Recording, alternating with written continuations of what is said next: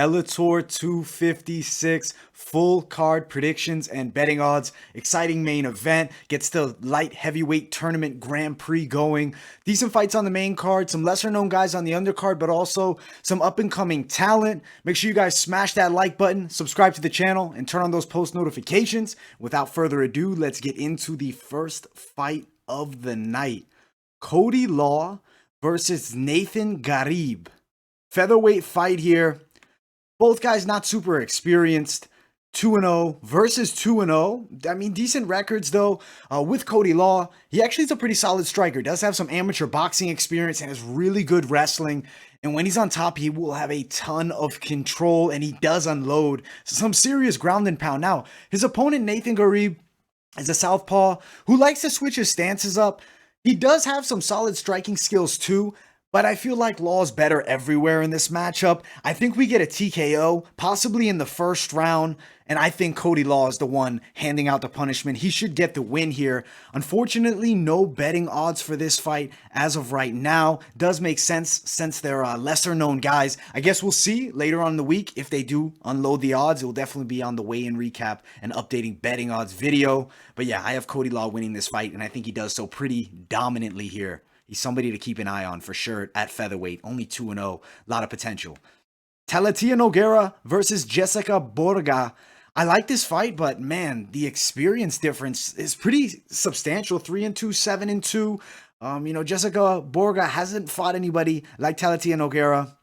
With Nogueira, you have a girl who's got excellent Brazilian Jiu-Jitsu. She actively is competing in grappling. She has really good throws from the clinch. With Borga, she's a decent striker who really likes to get the fight to the ground, and she does look to bully her opponents, put them against the cage, get takedowns from there, but she's not going to be able to bully Nogueira here. I feel like we see a good performance by Nogueira. I think she should definitely get it done. I think she wins by submission in the second round here over Jessica Borga, and there's definitely a level difference. I mean, for Borga, a girl that, as I mentioned, likes to bully opponents, to bully a high-level Brazilian Jiu-Jitsu competitor and a girl 3 inches taller at 5'10", I just don't see it happening. I think Nogueira goes out there and gets a submission win in the second round and gets back on track after a difficult 2-fight losing streak.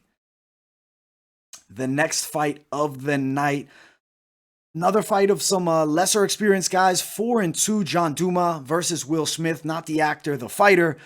Should be a good fight here. I'm actually excited for this matchup. I think it does have high possibility of entertainment. I think both guys do come to fight, and I do think are gonna want big wins because this is a serious opportunity.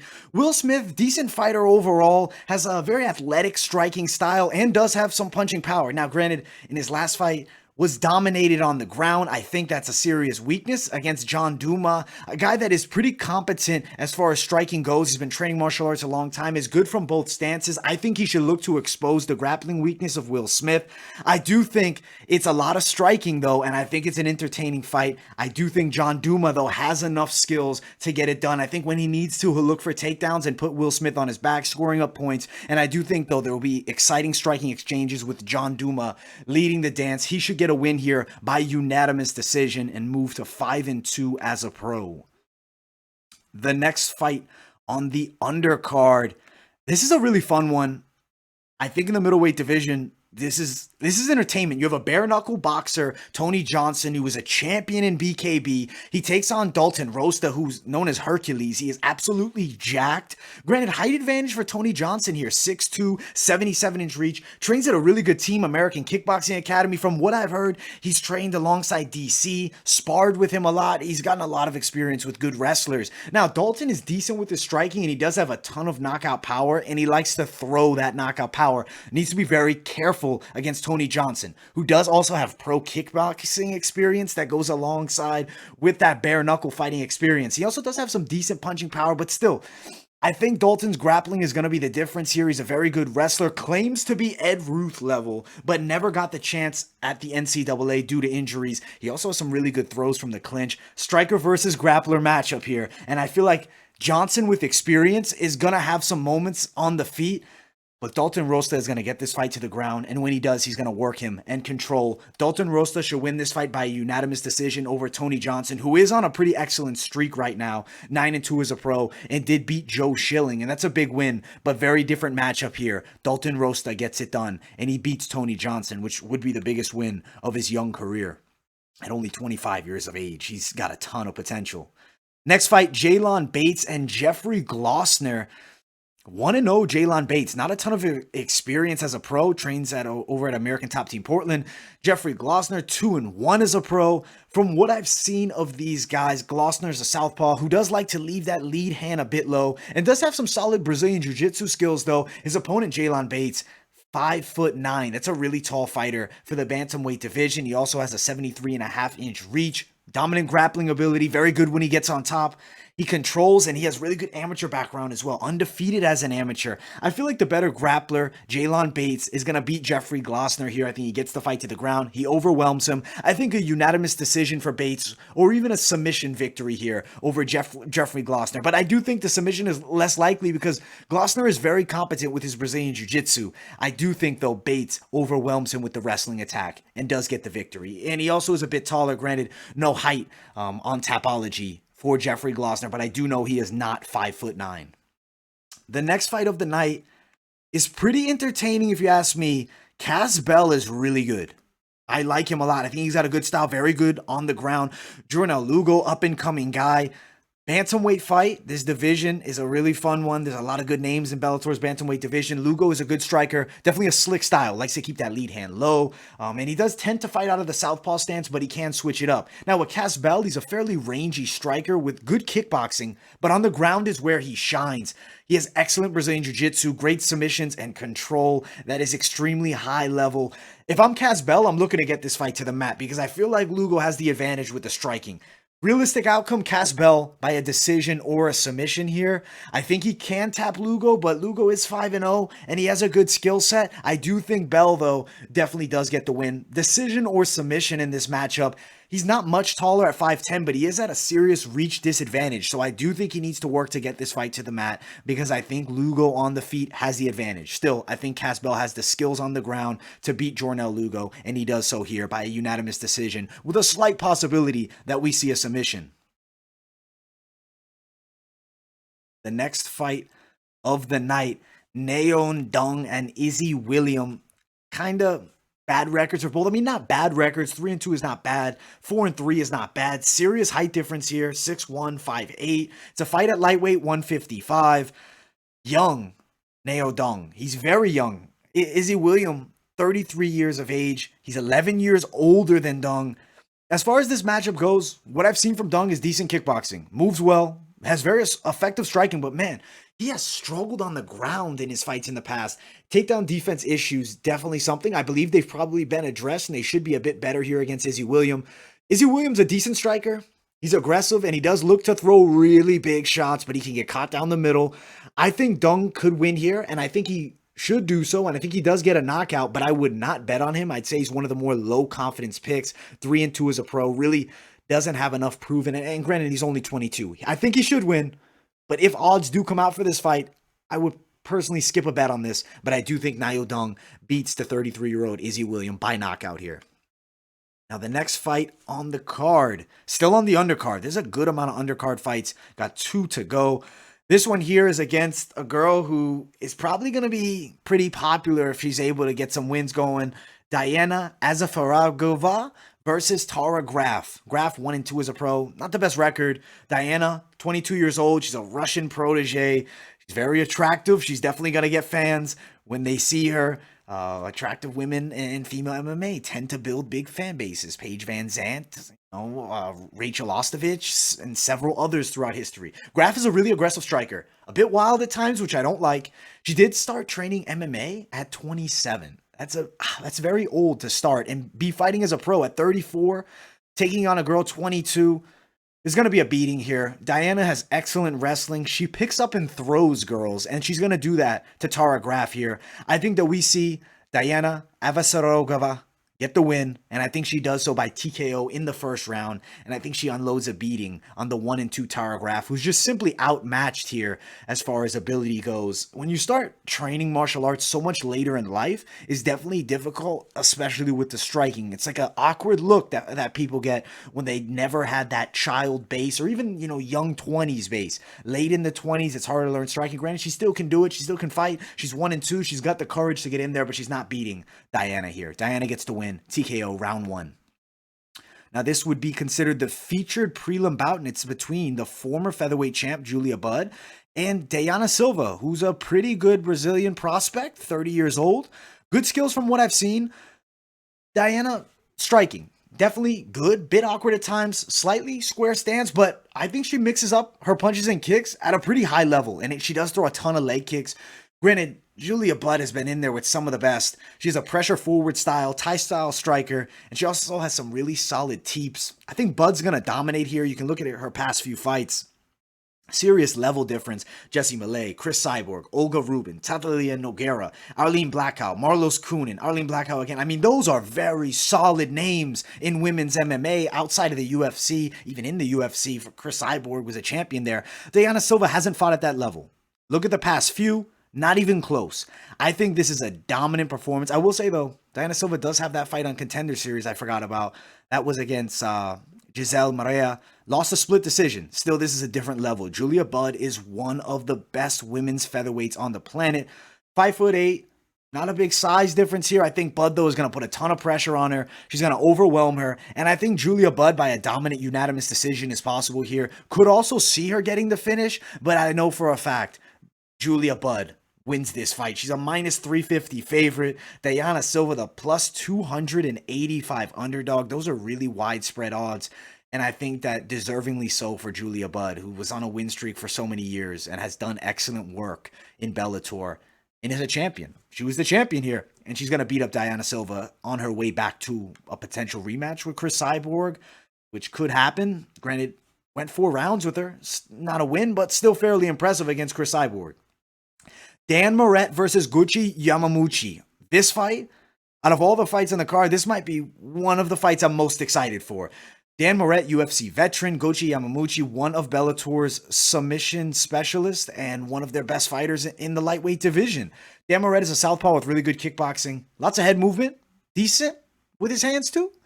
Has a solid grappling base, I'll say, but not elite level. Yamamuchi's also a southpaw, so this is a southpaw versus southpaw fight. I like those. Solid striker, good speed, has that karate-esque style, moves in and out of range well, but is really dangerous on the ground. That's where he shines. Excellent submission skills, #1 in Bellator with the rear naked chokes, and you look at the resume of the guys he's beaten. I mean, Darren Cruikshank, UFC level, Syed Awad, high-level Bellator guy, beat Daniel Weichel by a split decision. He's one of the best at featherweight. Lost a decision to Michael Chandler, but beat Adam Piccolotti, Ryan Couture in the mix, 18-3, Valoru Makaruke. I don't even know how to say that guy's name, to be honest. Dan Maretto has UFC experience, but not the results. Yamamuchi is going to get the win here. You look at the 3 losses in the UFC.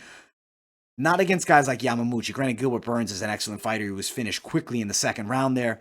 The odds, I believe, are fairly widespread. We just lost them. Let me pull them up real quick. Oh, no odds right now for this fight. Let me quickly pull up best fight odds to see if we can get ourselves some odds, because I do want to give you guys the odds for this fight. As of right now, there's no odds for this fight. But this is what we're going to see. We're going to see Yamamuchi as a favorite. I think he's a safe bet. Whenever the odds come out, they'll be listed. And I know with the weigh-in recap video you guys will be checking out, definitely come back. We'll talk about the betting odds. I'll try to put them in the comments as they come out. But right now, no odds for this fight. But I do think Yamamuchi's submission win in the first round is very likely. Could also see it in the second. But I do think he gets to finish by submission here. He's a fun player in the Bellator lightweight division. Now I'm curious to pull up the Bellator rankings here, because I do think he's ranked at lightweight. He's one of the top guys there. Bellator lightweight. Yeah, he's number 3. He's one of the top guys there in the lightweight division, and he's fighting a guy coming in unranked. We're going to see a dominant performance for Yamamuchi here, and I can't wait to see it. He's somebody that I really enjoy watching. Next fight on this main card, you recognize that name, Cat Zingano, UFC veteran, beat Amanda Nunes. I believe she was the last girl to do so which is super impressive that she has a win over Amanda Nunes. I don't think she'd beat her today, but still, awesome accolade in the cap. Olivia Parker, she got an interesting story. She lost like 150 pounds getting into MMA, but got into MMA way too late. This is a serious level difference as far as the skill sets go. I mean, Cat Zingano is a very good wrestler, Division III national champion, ADCC qualifier, monster on the ground, excellent control when she's on top, also really good throws in the clinch. She likes that head and arm position. Parker's decent with her grappling, and from what I've seen, does have some decent wrestling and control against lesser girls, but this is a serious step up in competition. She's an amateuristic striker. Like, it's pretty bad. Her striking is not good. She was knocked out in the first round, I believe, in the last fight. I know she was dropped in the first round. She was dropped and then submitted in a minute versus Chelsea Chandler, who's 2-1. And now she's coming in, taking on Cat Zingano, 11-4, and has a win over the greatest female fighter ever. This is a serious beating that Olivia Parker is going to take here. Cat Zingano at the minus 610. They might even get more widespread as the week goes on. The plus 425 dog. There's very minimal chance, I would say no chance, that Olivia Parker wins. Cat Zingano, I'm going to say she gets a submission in the first round here and definitely gets a very entertaining win for her Bellator career, which is going to give her some solid momentum. Cat Zingano also has some pretty good reach, 70 inches. I really think Zingano, not being a great striker, I still think she'll knock Olivia Parker out on the feet, which we may see that, but I know on the ground, it's Cat Zingano's world. She's going to put a beating on this girl. Honestly is. But fun opportunity for Parker to take it. She'll get some decent money. Gets a chance to fight on Showtime, which is pretty cool. Jeremy Kennedy versus Adam Borsch. Adam Borsch is one of the top-rated guys, I believe, in the featherweight division. Right now, he's ranked number 3. Jeremy Kennedy's number 8. I like this matchup a lot. This is high stakes. Outside of that tournament, these are some top fighters in the featherweight division and are working towards potential title shots. Both are young, 27 and 28. Jeremy Kennedy, PFL veteran, coming off a big win against Matt Bassett. That was in his Bellator debut. Adam Borsch is on a 2-fight win streak after a disappointing loss to Darian Caldwell by submission in that first round. Caldwell's a beast, man, and he caught him. Mike Hamill split, which was a competitive back-and-forth fight. Hamill just got beat up bad by Usman Nurmagomedov. Shows the level of Usman Nurmagomedov, in my opinion. Eric Sanchez, he beat him by a decision. I feel like Adam Borsch, he got a big win over Aaron Pico, beat Pat Karan, but I do think he might be a bit overrated. He's good. He really is. His striking is very good. Thai style. He likes to let his hands go, and he does throw some nasty 1-2s. He's also really patient, and he sets up his shots really well. He does have good takedown defense, but he can be put on his back, and he does throw a lot of flying knees. I think he throws a bit too many because they can put him out of position at times. Maybe catches Jeremy Kennedy with a flying knee. I think that could, it definitely could happen with the way he throws them, but I think that Jeremy Kennedy is going to put some work on him. Pretty good kickboxing, I would say, with Kennedy, but wrestling is where he shines. He's got excellent takedowns, his setups are excellent, and his control from the top is very dominant. I think Adam Borsch struggles here with Jeremy Kennedy, and I believe Jeremy Kennedy beats Adam Borsch and makes a serious run towards the top of the featherweight division in Bellator here. He's a minus 120 favorite as of right now to the minus 110 dog here. I think the odds may shift later in the week, so you might want to wait on a bet for this one, but I do think Jeremy Kennedy is going to beat the highly ranked Adam Borsch in this matchup and put on a really good performance here. Now, the co-main event of the evening, Liz Carmouche versus Vanessa Porto. If you don't know Vanessa Porto, one of the best Invicta fighters ever. She's on like a great win streak there, 4 fights in a row. She's really good. She has amateur boxing experience at a championship level in Brazil. She's got a lot of power in her punches. From what I've seen, also is excellent on the ground. You need to watch out for her straight right hand on the feet, though. And if you do go to the ground, watch out for those submissions because she's very good. Bit of a Thai style with her striking, but does have that boxing background, so her hands are very nasty. Whereas Liz Carmouche, I'd say is a decent striker, but grappling is where she shines. She's a beast in the clinch. She picks girls up and slams them. Definitely one of the pound-for-pound strongest female fighters ever. I feel like Vanessa Porto has the tools to give Liz Carmouche hell. She's going to give her a difficult fight here. I think Vanessa Porto, the underdog at plus 145 to Liz Carmouche, the minus 180 favorite, I think Vanessa Porto beats her. I think she does so by a split decision. It's going to be a back and forth competitive fight. I'm not going to say you're guaranteed to win money if you bet on Vanessa Porto, but I think there is a serious chance that she beats Liz Carmouche here, and I'm going to pick her to win this fight at the plus 145 odds. I like those odds. I think she has the tools to do so. Biggest opportunity of her life, this Bellator debut, and I think she beats Liz Carmouche, which will be a staple win. And I think a split decision is realistic here. It's going to be close, and that's a scary bet if you hear that split decision, but I do think she is the underdog to win. Ryan Bader and Lyoto Machida, man, this is a flashback to the past here. They fought a long time ago. You saw Machida quickly put out Ryan Bader, but that was a different Ryan Bader. That was not a championship Bader, a guy who had beaten the hell out of heavyweights and won himself a heavyweight title, won himself a light heavyweight title in Bellator. His only loss, Vadim Nemkov, who's an absolute killer, and he was stopped in that fight, and Ryan Bader showed a ton of heart. He did not want to quit, but man, his body gave out. He was hurt badly from the head kick. The ground and pound was hell. He kept getting up, and then he got dropped again. Finally, the ref stopped it. He took a lot of damage there. He bounces back here against Lyoto Machida, who's dropped his last two. Gegard Mousasi beat him, and he lost to Phil Davis. But man, he's losing split decisions. You look at the UFC run that he had. He lost 3 straight fights, all by finish. Then he went on to win 3 straight fights in the UFC. And he comes to Bellator, and he's had good work. I mean, yeah, hasn't had the wins, but he beat Chael Sonnen. I believe Chael Sonnen was his Bellator debut. Let's quickly pull it up. He's 42 years of age, too, which is crazy. Oh, rather, Rafael Carvalho was his debut. Won that fight by a split decision. Carvalho's not the highest level guy, but tricky matchup for him because he is a mainly striker. Chael Sonnen was able to stop him in the second round. Then the 2 losses to Gegard and Phil Davis, both 3-round fights. This is a 5-round matchup. Lyoto Machida is very game, and he still has the tools to compete at the highest level, even at 42. The thing is, Ryan Bader has made leaps and bounds of improvement. His knockout power is serious. He hits really hard, and he's a beast of a wrestler. I think he will struggle with Machida still, because Machida is one of the trickiest matchups to deal with, but he's not as fast as he used to be. I don't think he has the counter-striking ability nor the knockout power that he once had.